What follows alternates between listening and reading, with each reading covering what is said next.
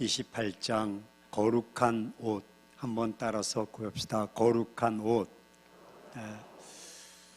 하나님께서는 영광 중에 임재하셔서 모세에게 야, 너희 형 아론과 그의 아론의 아들들로 하여금 제사장직을 감당하게 하라고 지시하십니다.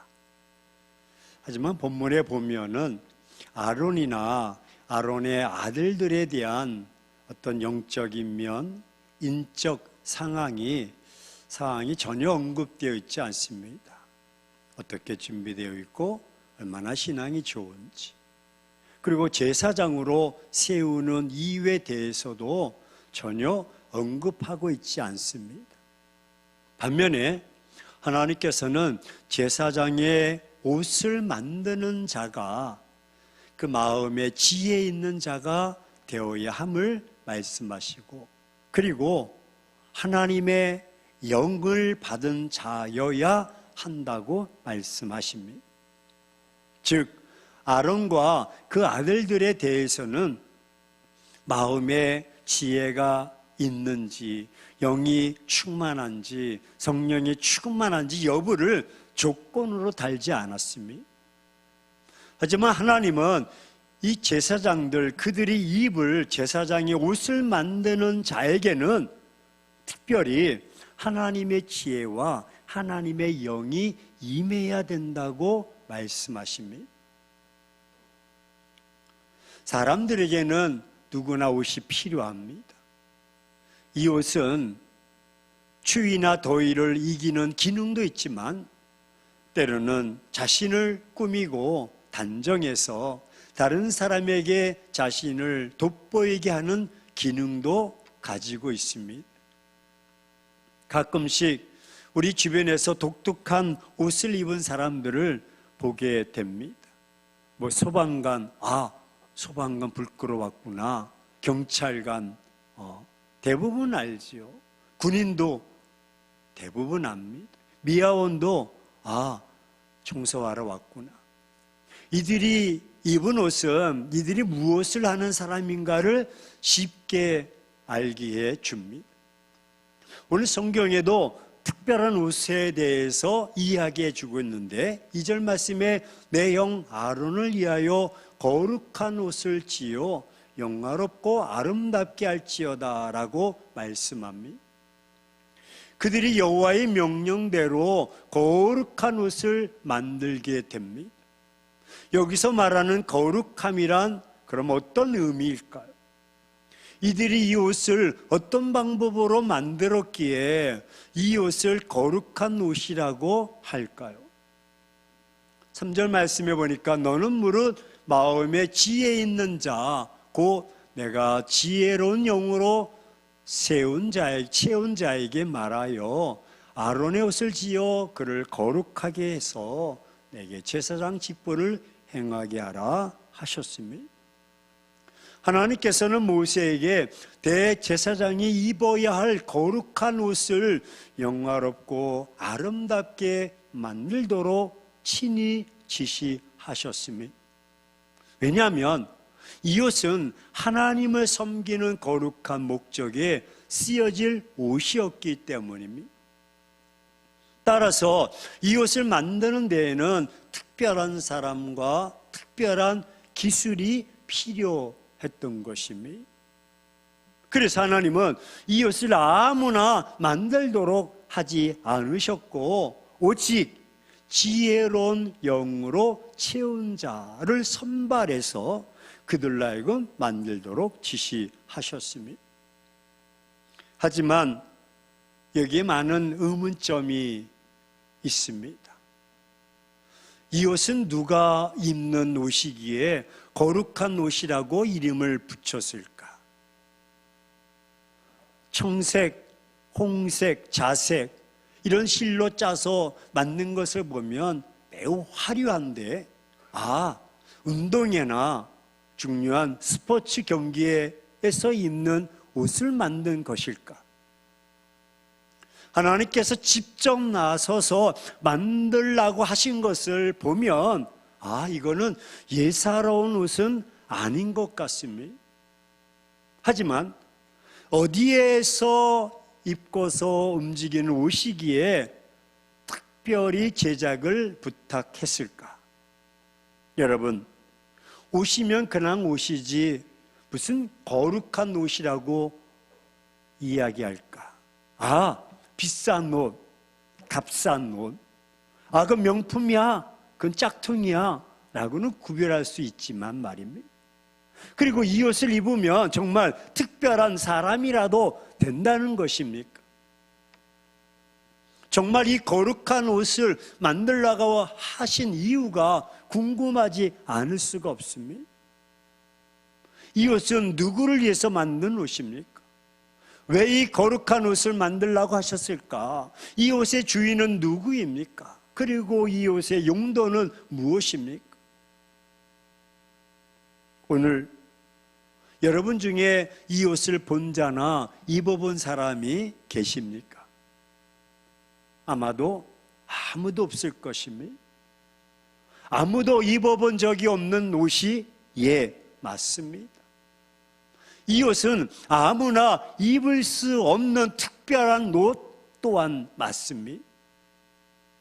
그저 남대문 시장에서 구하는 옷이 아닙니다. 이 거룩한 옷을 만드는 사람들은 아주 오랜 동안 시간, 정성을 들여서 그 실로 한 올 한 올 꼬여서 이 옷을 만들었습니다. 왜냐하면 이 옷은 아주 특별한 사람들이 특별한 경우에만 입을 수 있기 때문입니다. 이 옷은 성전, 성막, 성소에서 제사를 드리거나 기도를 드리거나 예배를 드릴 때 입는 옷이었습니다. 하지만 누구나 입는 것이 아니라 오직 제사장만이 입을 수가 있었습니다. 근데 왜 이 옷을 거룩한 옷이라고 불렀을까요? 하나님께서는 제사장들의 옷을 가리켜서 거룩한 옷이라고 하셨습니다. 그렇다면 하나님께서 제사장들이 입을 옷을 거룩한 옷이라고 하신 이유는 무엇일까요? 거기에는 깊은 영적인 의미가 담겨져 있습니다. 먼저 우리네 인간을 한번 봅시다. 성경에서 말하는 인간의 존재는 무엇일까? 의인일까? 죄인일까? 죄인입니다. 죄로 말미암아 사망에 이른 죄인. 그래서 성경 로마서 3장 10절에는 의인은 없나니 하나도 없다고 말합니다. 구약에서도 하나님을 배웠다 하면 그 자리에서 죽는 것입니다. 그렇습니다. 인간은 본질적으로 거룩해질 수 없는 존재입니다. 죄로 인해서 사망이 불러왔기 때문, 임했기 때문. 반면에 하나님은 어떤 분이십니까? 그분은 우리 죄인이 감히 가까이 할 수 없을 만큼 밝은 빛과 완전체로 거하시는 전능하신 하나님이십니다. 그래서 죄인은 우리의 이 모습 그대로는 감히 거룩하신 하나님 앞에 설 수도 없고 나갈 수도 없고 볼 수도 없습니다. 왜? 그 자리에서 죽는 것입니다. 그래서 구약에 보면 화로다, 화로다, 화로다. 내가 하나님을 배웠다. 죽는다는 것입니다. 얼마나 무서운 것입니다. 이것은 이스라엘 제사장들도 마찬가지입니다. 제사장들은 하나님의 특별한 은혜로 하나님 앞에 나아갈 수 있도록 허락하셨습니다. 그러나 그들이 하나님께 나아가기 위해서는 반드시 제사장 의복을 입어야만 했습니다. 심지어는 제사장의 의복을 입고서도 지성소 안에서 죄로 인해서 죽음을 피할 수가 없었습니다. 따라서 그 의복을 입지 않고서는 절대로 도저히 하나님 앞에 설 수가 없었던 것입니다. 그런 의미에서 제사장의 의복은 제사장을 거룩하게 하는 하나의 표식과도 같은 것이었습니다. 그런 이유로 하나님께서는 제사장의 의복을 거룩한 옷 또는 거룩하게 하는 옷이라고 지칭해서 말씀하신 것입니다. 제사장 아론과 그 아들들이 입을 그 제사장 옷은 거룩하고 영화로우며 아름다워야 했던 것입니다. 여러분, 제사장의 옷은 일반 백성들의 옷과 다를 뿐만 아니라 보다 아름답고 화려했습니다. 그 옷을 보면 금과 은이 필수적으로 의복 속에 들어갔습니다. 그 위에 보석들이 그 위에 반짝반짝 거렸습니다. 옷의 세심한 부분까지, 즉 심지어 속옷까지 특별한 주의를 기울여야 했으며 아름다워야 했습니다. 제가 스페인에 있을 때 유럽 교회나 또 성당을 방문하게 되었고, 아주 오래된 성당에 가니까 그 성당 안에는 묘가 있습니다. 시신들이 있습니다.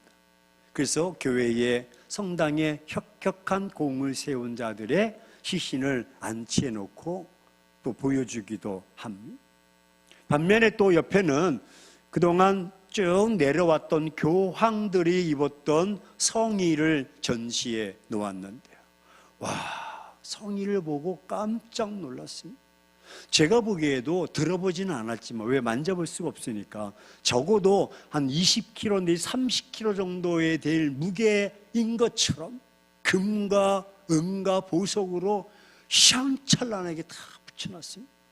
물론 실은 오래돼서 낡아 보이지만 그 보석들은 빛나고 있었습니다. 저도 그래서 금이었으면 좋겠습니다.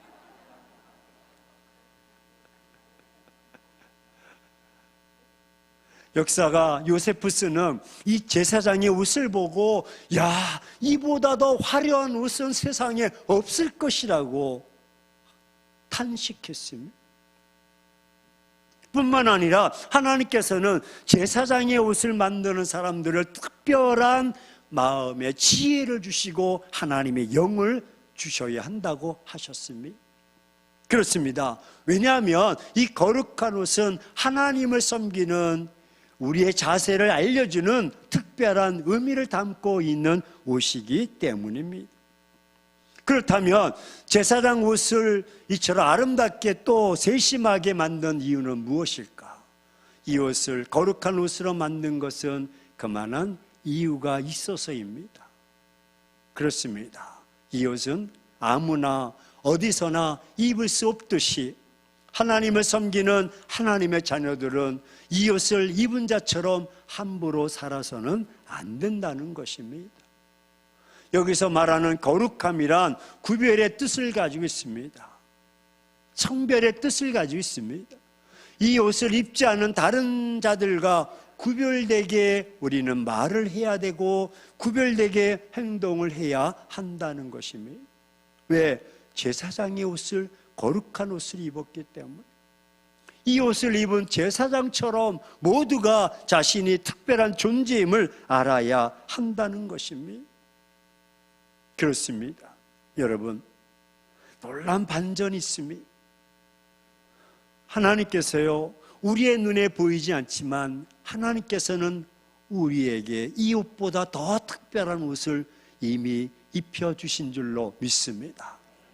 그것은 바로 예수 그리스도의 피로 씻겨서 입혀주신 의로운 의의 옷인 것입니다.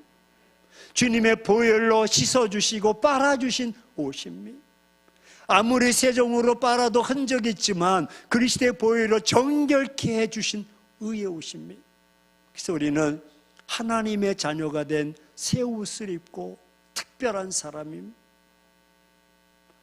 하나님의 특별한 자녀입니다. 세상 사람과 함께 살지만 다른 사람들입니다. 그러므로 이 옷을 우리는 더럽히지 말아야 됩니다. 자신을 특별한 삶을 살아야 할 자로 여기고 매일매일 보이지 않는 거룩한 옷을 입은 자처럼 구별된 삶을 살아야 됩니다. 우리가 길에 갈 때 이런 성의를 입고 다니지 않아도 이미 우리는 그리스도의 성의를 입은 자입니다. 왜냐하면 이 옷은 아무나 입는 옷이 아니기 때문입니다. 남대문에서 마음껏 몇천 원에 구입한 옷이 아닙니다. 아무 곳이나 아무 사람이나 아무 말이나 하면 안 되며 살아가야 될 사람들입니다. 이 거룩한 옷은 그래서 구별된 하나님의 백성들의 생활이요, 거룩한 하나님의 자녀들이 감출 수 없는 행위요, 행실입니다. 어디서나 피할 수 없는 하나님의 자녀들의 삶인 것입니다. 저는 그래서 이렇게 정리합니다. 거룩한 옷은 우리가 눈에 보이지 않지만 이는 그리스도인들의 생활이요, 그의 행실이요, 그의 삶이요, 향기인 것입니다. 이것이 그리스도인의 옷인 것입니다. 사랑하는 행복한 교회 성도 여러분, 오늘 우리에게도 이와 같은 거룩한 옷이 입혀진 줄로 믿습니다. 하지만 우리는 이런 사실을 전혀 느끼지 못하며 그냥 그렇게 살아갑니다. 자신이 어떤 존재이며 어떤 삶을 살아야 하는지도 전혀 정체성이 없고 가치관이 없이 살아갑니다. 그냥 살아갑니다. 되는 대로 살아갑니다. 마지못해 살아갑니다. 그래서 하고 싶은 대로 하며 살아갑니다. 자신에 대한 책임감과 그 정체성을 잃은 지 오래됐습니다. 내가 그리스도의 성의, 의의 옷을 입었는지, 내 생활과 내 행위와 내 삶이 어떠한지 전혀 의식 없이 그냥 내뱉고 그냥 행동하며 살아갑니다. 그래서 문제가 생깁니다. 길을 찾지 못해서 방황하고, 문제의 원인을 찾지 못해서 절망하고, 신앙에 기쁨이 없습니다. 이것이 남의 이야기입니까? 지금 여기에 있는 우리 모두들의 현실을 말하고 있습니다. 아니라고 부정할 사람 아마 많지 않을 것입니다. 근데 여러분 알고 계십니까? 예수님께서 우리에게 이 거룩한 옷을 입혀주신 줄로 믿습니다. 우리에게 입혀주신 이 거룩한 옷은 예수님의 피로 만들어준 의의 옷인 것입니다. 예수님께서 이 옷을 나에게 입혀주시고 자신의 몸으로 값을 지불하고 사서 친히 입혀주신 하나님의 자녀라는 의의 옷인 것입니다. 이 옷은 누구나 아무나 입을 수 있는 옷이 아닙니다. 이 옷은 예수님께서 친히 값주고 사서 주신 의의 옷인 것입니다. 우리에게 나에게만 특별히 입혀주신 거룩하고 보배로운 옷입니다. 이 거룩한 의의 옷을 입어야만 하나님 앞에 설 수가 있고 하나님 앞에 나아갈 수가 있는 것입니다. 종교생활로는 안 됩니다. 의의 옷을 입어야 됩니다. 하나님은 이렇게 의의 옷을 입은 자의 예배를 받으시고 함께 하십니다. 명품 옷을 입었다고 하나님 받으시는 것이 아닙니다. 명품 옷은 의의 옷입니다. 우리는 옷 입는다라는 동사가 인격적인 대상을 목적으로 삼을 때 달라집니다. 지칭하는 특징이나 덕목들, 경찰관 일을 체험하게 되어서 경찰관 옷을 입으면 경찰관처럼 행동을 해야 됩니다. 소방관처럼 같이 불을 끄고 행동해야 됩니다. 따라서 그 사람과 같이 되는 것을 의미합니다. 그러므로 그리스도로 옷 입는다는 말은 그리스도를 닮아가는 것이요, 그리스도처럼 살아가는 것입니다. 예수님처럼 사는 생활 습관이요, 양식이요, 생활이요, 그 가치관입니다. 그러므로 우리는 죄인의 옷을 벗어버리고 이제 거듭난 백성 예수 그리스도의 의의 옷을 입은 자로 우뚝 서시기를 축원합니다. 그래서 바울은 그리스도로 옷 입는 거, 새 사람을 옷 입었다고 에베소서 4장 24절에 말씀하고 있습니다. 바울은 새 사람이라고 불리는 것은 거룩한 옷, 즉 의의 옷을 입은 자들을 일컬어서 말하고 있는 것입니다. 따라서 우리는 예수님처럼 거룩하게 살아야 됩니다. 그의 생활과 그의 행위와 그의 삶이 예수님처럼 말입니다. 옛날에 옷이 날개다라는 말이 있습니다. 여성들은 다 이제 막 입고, 야, 옷이 날개야. 10년은 젊어졌네. 옷이 날개입니다. 이는 어떤 옷을 입었냐에 따라서 그 사람의 이미지나 분위기가 달라집니다. 그런데 보십시오. 우리가 어떤 옷을 입었을 때 그 옷의 이미지대로 습성이나 행동이 바뀌어지는 모습을 가끔 발견할 수가 있습니다.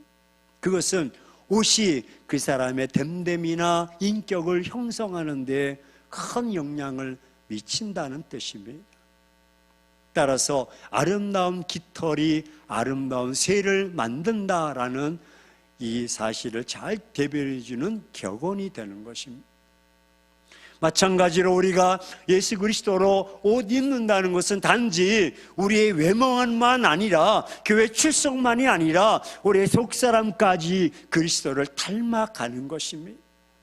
그리스도의 보혈이 흐르게 하여야 됩니다. 예수님께서 주신 의의 옷은 바로 이런 변화를 수반하게 하는 것입니다.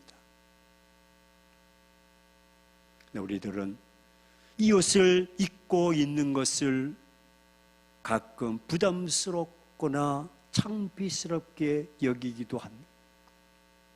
때로는 거추장스럽게 여기고 투정을 부립니다. 교회 다니는 것을 부끄러워합니다. 예수님을 믿는 것을 심지어 숨기기도 합니다. 어디 가냐면 저기 간다고. 저기 어디? 거기. 거기가 어디야? 거시기. 숨깁니다. 왜 자신이 없는지 몰라. 밥을 먹을 때나 기도할 때도 식당에서도 자신감이 없습니다. 그래서 캐톨릭 기도합니다. 아멘. 거룩한 옷이 거추장스럽고 부담스러운 옷으로 변해버렸습니다. 그리스도의 영향력이 전혀 없습니다. 특별히 제작된 옷이요, 거룩한 옷을 주님이 피로 값주고 흘리신 그 보혈로 우리를 깨끗게 해주셨는데 그 옷을 입고도 여전히 망가지는 것입니다. 이 거룩한 옷만이 나의 모든 것을 해결해 줄 줄로 믿습니다. 하나님을 만나는 옷이요, 하나님의 자녀가 된 특권을 가진 옷입니다. 혹시 옷에 문제가 있지는 않습니까? 옷을 입은 것을 주변에서 아무도 모르거나 옷을 감추어 두고 있지는 않습니까? 내가 신앙이 있는지 아닌지 아무도 주변 사람들이 모른다면 감추어 두고 있는 것입니다. 이 옷을 벗으면 나의 추하고 더러운 것들이 고스란히 드러나는 것을 잊어서는 안 됩니다. 그렇다면 믿음으로 거룩한 옷을 입은 하나님의 자녀들로 사십시오. 하나님의 자녀됨을 부끄러워하지 않는 것이 거룩한 옷을 입고 살아가는 것이요, 그 삶 속에 생활과 행위와 삶이 향기가 드러나도록 하십시오. 하나님께서는 거룩한 옷을 입은 자들의 모든 문제를 다 해결해 주십니다. 이런 의의 옷을 입는 자들이 잘 되길 바라시고 형통하게 해 주십니다. 왜? 구별된 백성이기 때문에, 특별히 제작된 의의 보혈로 씻음 바 된 주의 백성들이기 때문에,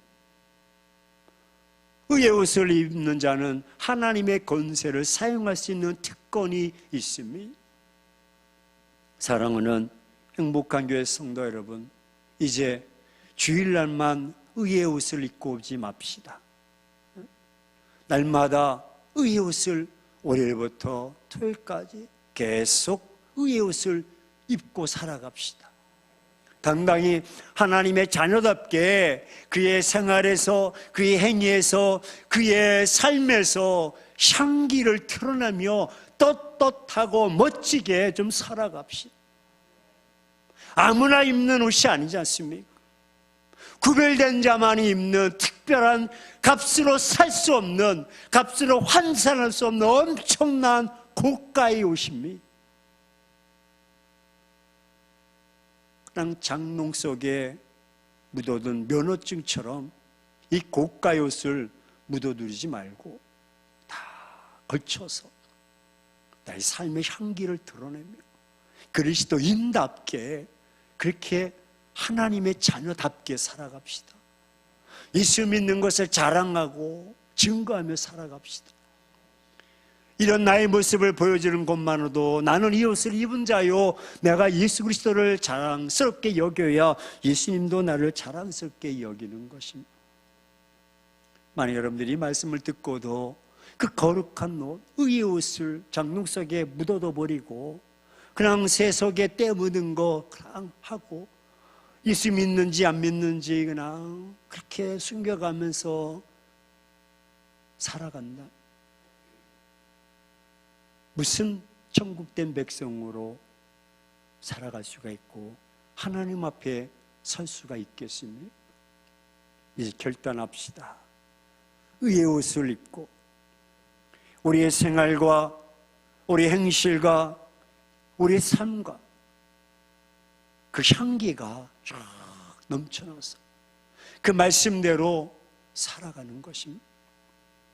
세상 사람들은 이 땅에 교회가 많아져서 좋아하지 않습니다.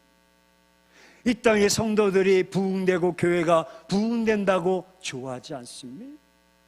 관심이 없습니다. 무엇이 관심이 있습니까? 정말 이 땅에서 그리스도인답게 그의 생활과 그의 행실과 그의 삶이 그렇게 살아가는 자를 찾고 기대하고 소망하고 있는 것입니다. 그런 모습으로 살아가야 되지 않겠습니까? 그 대안이 삼일체 예배 공동체입니다. 그의 말씀을 듣고 일주일 동안 고민하고 몸부림치면서 혼자면 혼자, 부부면 부부, 자녀면 자녀 함께 고민하며 그렇게 살아가야 됩니다. 그래야 내 모습이 바뀌어집니다. 수차례 말씀드렸듯이 제가 목회 40년 하면서 결론은 이것입니다.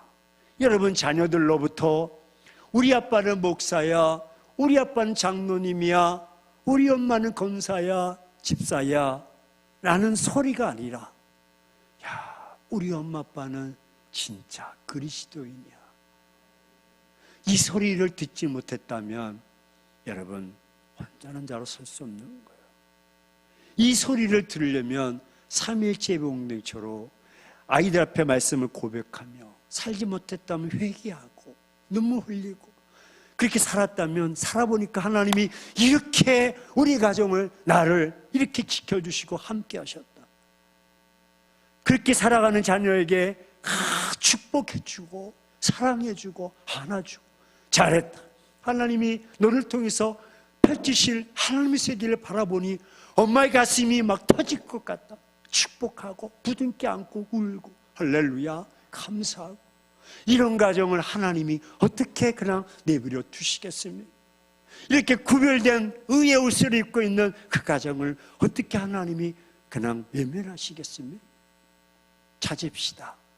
오늘 돌아가서 장롱문을 확 열어서 의의 옷을 걸쳐 입읍시다. 이 시간부터 의의 옷을 입고 우리의 생활과 우리의 행실과 삶과 그 향기를 통해서 정말 구별된 삶의 모습으로 그렇게 살아갑시다. 우리 좌우 사람에게 한번 인사합시다. 알고 보니 너는 대단한 사람이야. 뒤에 사람에게 야, 그 의의 옷이 얼마냐? 값으로 살 수가 없어. 이건 명품이야. 이제 짝퉁 같은 인생을 떨쳐버리고 명품 같은 의의 삶을 살아가길 주의 이름으로 축원합니다. 축원합니다. 그렇게 되고 원하신 다음에 일어나셔서 은혜 찬양하십니다.